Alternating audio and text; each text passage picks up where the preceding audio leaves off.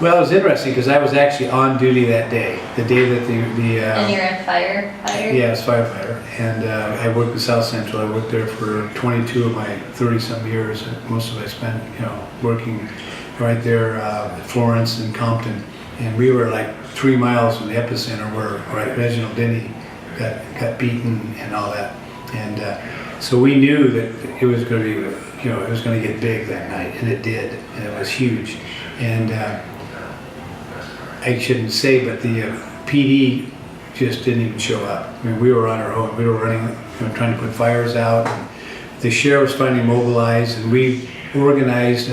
We came up with our own plan: 2 engines and a sheriff's car in front and a sheriff's car in back. And that became our mode of how to go out and fight fires. Because we would just get a ticket. We'd come back to the station, we'd get a dispatch ticket.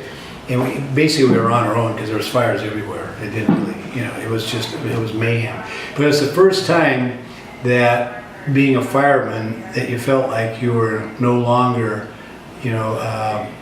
safe. What I mean by that is when you go to work, you know that you're going to go out and you're going to take care of them. You're gonna go on rescues. You're gonna deliver their babies. You're gonna take them to the hospital. If they get shot up, you're gonna patch them up and make sure they're well. So they welcome the fire department. When we come, they need us. They don't want the cops. They don't like the cops, but the sheriffs. But if they, if there's something going on wrong in their society, with their family stuff, whatever problems they're having, they welcome us to come and patch them up, take care of them.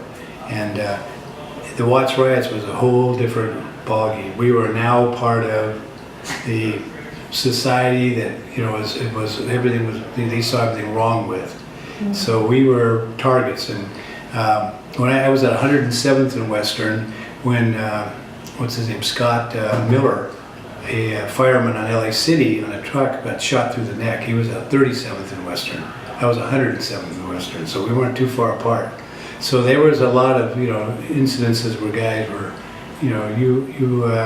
we got shot at, so nothing hit us. We didn't have any bullet holes in the rig even, but you could hear the gunfire, But we were just, had to keep pressing on. It was a very surreal night, to say the least. Very surreal.